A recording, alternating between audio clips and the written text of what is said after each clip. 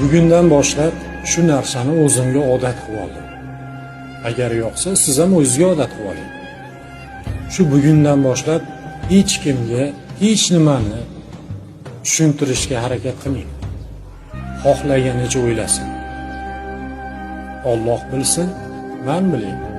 Shuni o'zi yetadi. Mana oldimdagi insonlarda mendan ketishiga to'sqinlik qilmang. Ketmoqchimi? Ketsin. Hech qachon u insonlarni oldimda olib qolishga harakat qilmang. Majburlashni hojati yo'q. Ketgisi kelyaptimi, ketadi. Men haq bo'lib, u inson nohaq, lekin haqlikni talab qiladigan bo'lsa, siz haqsiz deng. Chunki Alloh taolo ko'rib bilib turibdi. Kim haq, kim nohaq.